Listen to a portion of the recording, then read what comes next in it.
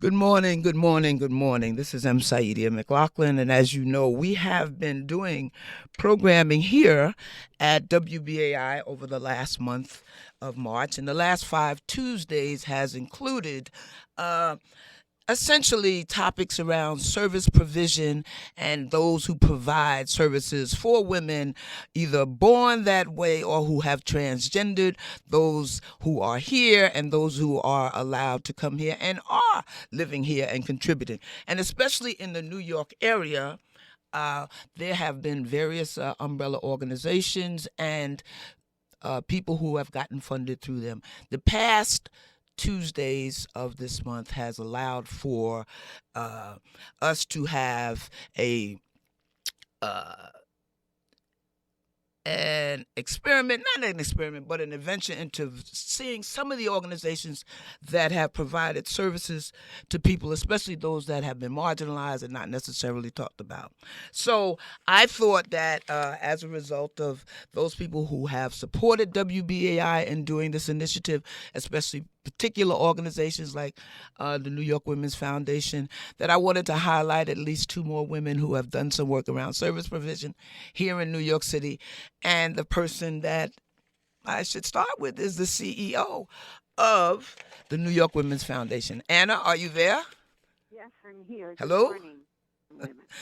Okay, so Anna, you run this organization, and that's something most people don't know what executive officers have to do and why they do what they do. Could you just give a brief little bio of why you're doing this work and what it has led you to do and some brief challenges and successes? Well, so two things. Executive directors, we have to assemble the best team together. That's the first thing we need to do, is that we don't do anything alone. We're just like a part of a team, and we are just as good as our team. So the first thing we have to do is to assemble the best team together, and I'd like to say that the New York Men's Foundation has fierce staff, incredible leaders, and you're going to hear from one of them, Madeline, in a few minutes. But the other thing that the executive director has to do is fundraise, is make sure that we have enough resources. In addition to the human resources, the leadership resources, we have to have financial resources. So that means that we build another type of team, and that's a team with our donors, so that they feel that they are connected to the foundation. They understand the difference that the foundation is looking to produce in the world with our grantee partners. So that's the job. The job is really to get the right people together. The last part of the job is to make sure that the organization is oriented and fulfilling its mission, because each not-for-profit organization is really a public organization. It's not a private organization, so we owe to all of our stakeholders, to the community, to the donors, to the staff, we owe the fulfillment of the mission and making progress towards that.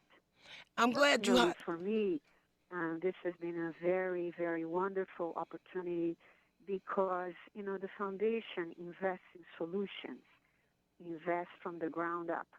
And for many years, as you said before, Saidia, we met in the struggle against AIDS and protecting the lives, the rights, the voice of people impacted by HIV and AIDS, impacted in all kinds of ways.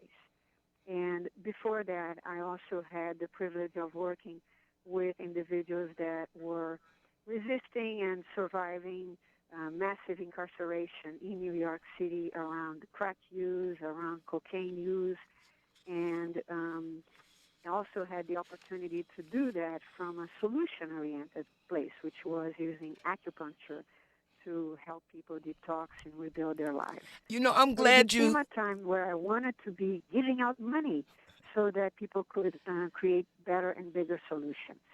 Okay. I'm glad you mentioned that because I spoke your name the other day, and it was to a person named Marguerite, and she talked about being in a class with you and Richard Elovitch around some acupuncture. So people do remember that work. And the last thing that I want to say, because have you say, is because you are so busy and you get around and you're preparing some for bringing together about 3,000 women from various organizations next month. I am 12 and a half. I'm in school. Doesn't matter what school. I'm thinking about things other than my social, environment. And I want to, and I think I have a dream, and I don't know what I want to do. I bump into you at a friend's house because, my mother says I need to go by and visit. And I say, oh, what, could you tell me why would I want to do something like that?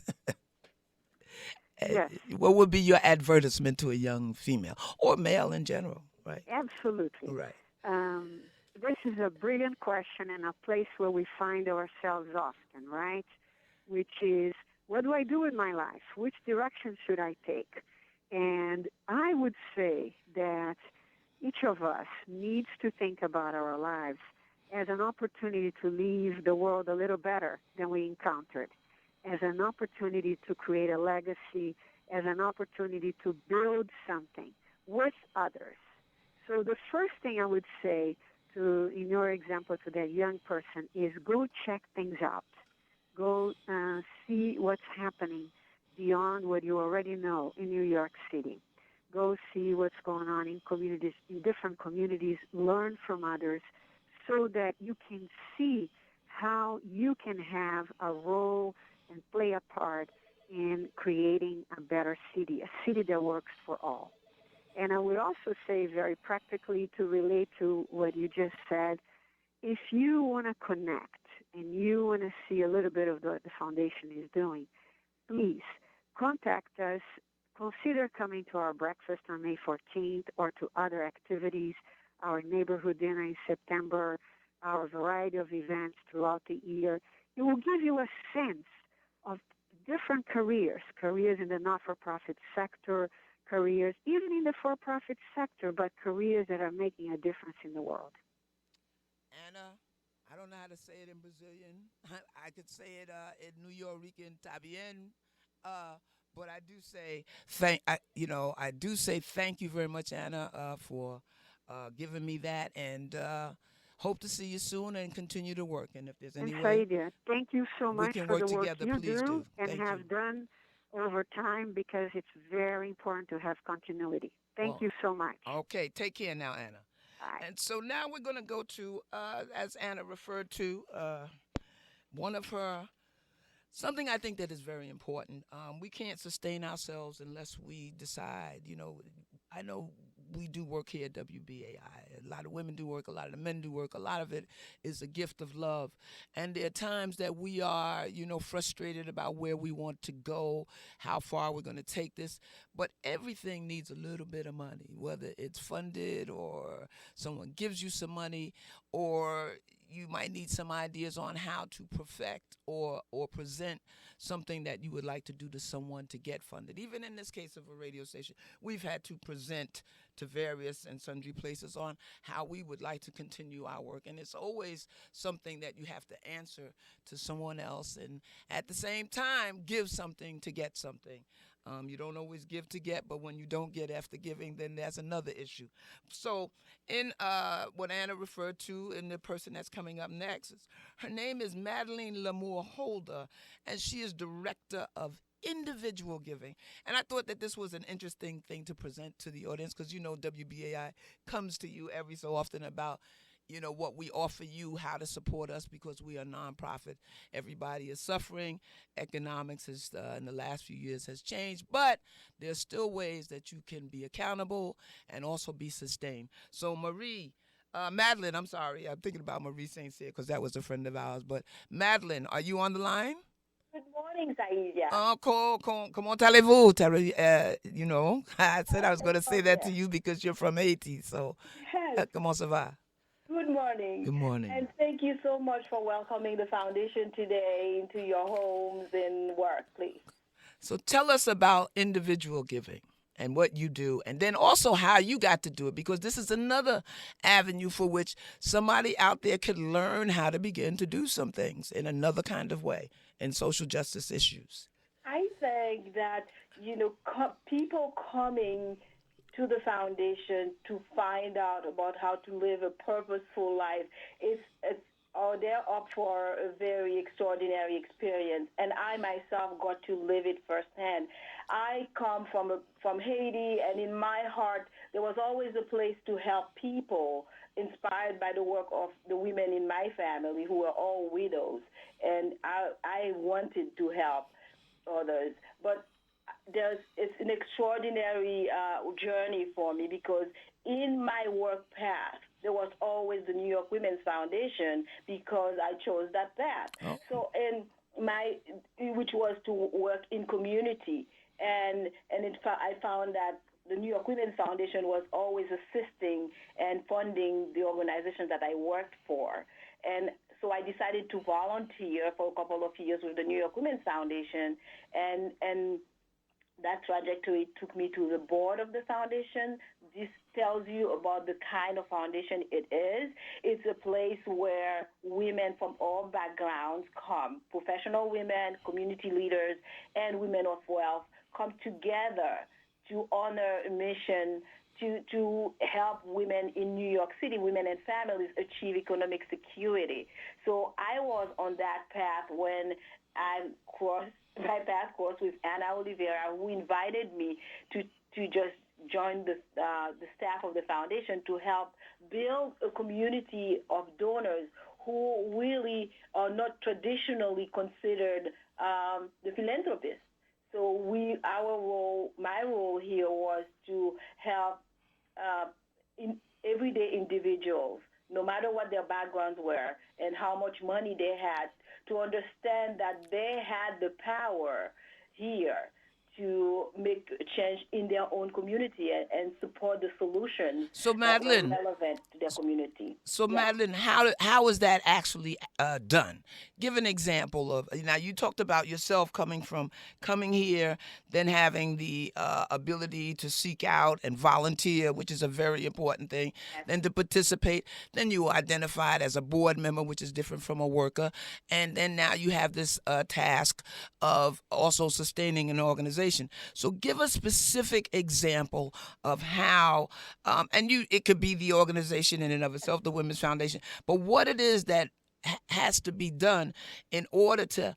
You can give a specific example of somebody else who came and what they have to really do in terms of sustaining themselves or getting out there, networking and presenting an idea, and also having the idea actualized.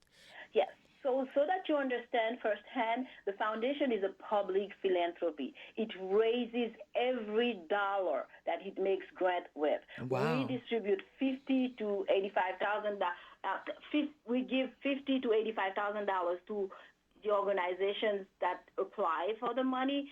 So we don't fund individuals, although individuals benefit Right. every day from the work. We fund organizations that are led by women, led by individuals who are providing relevant solutions from the community. And this is what people, when we meet, for example, on May 14th, there'll be a breakfast attended by 22 or 2,400 women and a few good men at the Marriott Marquis at 7:30 a.m. So at that event, we have people and corporations who are supporting the work of the foundation, and they bought their ticket, they bought their sponsorship, and part of this money is what we use to make grants. So this last year alone, we distributed $5.5 million to more than 80 organizations in New York City. And okay, so then how does, if someone's out there listening and they belong to a collective or a cooperative or an organization, what would the first initial steps that they would have to do in order to be granted some funding from your organization? Go to our website. Okay. www.nywf.org and read our guidelines and our principle and see if you're a good match. And even if you don't think you are a good match, do take the time to email programs at NYWF to find out exactly how our mission align with yours, if at all, and then so that's where you start. Is there is there a deadline or a date by which people follow? Is it always ongoing that you accept stuff? It's, there are 2 funding cycles, and they are posted on our website. Okay. Usually, the deadlines. Okay, and let me just ask you this: we know that we fund organizations, and there's always something that says in the back of my mind, well, if I gave this money, I want to see how my money was spent. So, what do you, in terms of the services that you find, that you fund, and the delivery that they're supposed to do? What has been the bottom line and actual service provided, and the kinds of services, and what, say, for lack of a better word, how clients feel about the service that certain organizations, is there a general match? Not that all agencies do 100%, but we also find that some agencies get funded and don't do the work. But we also know that given the disadvantageousness that's happening in the women's community, that there needs to be an accountability. Absolutely, and that's why we care so much here at the foundation, because we care for everyday people on both sides.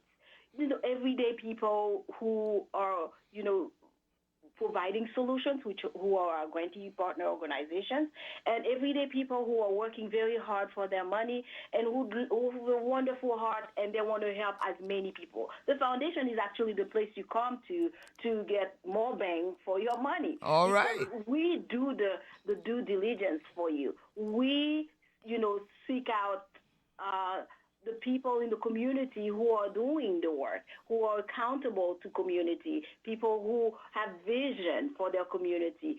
Those are the people who get funding from us, and those are the people you give money to. Mm-hmm. So my $25 a month, when I was a board member and only able to give at that level, I was not shied away from, because my voice represented the voice of the community, because my expertise was in community organizing, and I sat next to women who were born with wealth, who wanted to do the same thing I did it, women who were working in the corporate sector or in legal or in government, and they all had the same goal: to see women and families through very tough times and help them establish themselves and live there. So it would be women, transgender, whoever is out there who is supported by our mission. These are the people for whom we do the due diligence, for whom we make sure that they receive the proper services. All right, now let me just finish this up, and that's very important. People always think that you have to give a lot. We do that stuff here too at the station. Become a buddy, a small donation. You never be surprised on what it could garner. And I think if no one ever learned how small donations from a whole lot of people mean more than a large donation from 2 people, we certainly learned that in the past elections of our current president. Yes. But let me just say, as we sign off, the number here is 212-209-2900. If you want to ask questions of Miss Madeline Holder, are you related to Eric Holder? But just you feel free to call here. If not, we're going to begin to sign off, because we're going to go to part 2. We're going to take some general announcements and comments from our audience around particular short segments that should be reminded of on this women's during Women's History Month, and some comments about special needs of women I've invited producers, so forth and so on. And I definitely got to invite the listener audience to say, hey, what has it been for you? What is the one key thing that needs to be held high and up front about issues concerning women? So Madeline, I'm sorry again, please feel free to give us one last statement about what you would impart to a group of people making a case. Not necessarily, it could be for the foundation, but just in terms of when you go out there and the issues that you need, and what should be taken into consideration as we do this work. Well, as we live our life in New York City, we understand that we're part of a community in which 1 out of 4 people are living under the margin of, of the good life that we all would like to live, in living in poverty.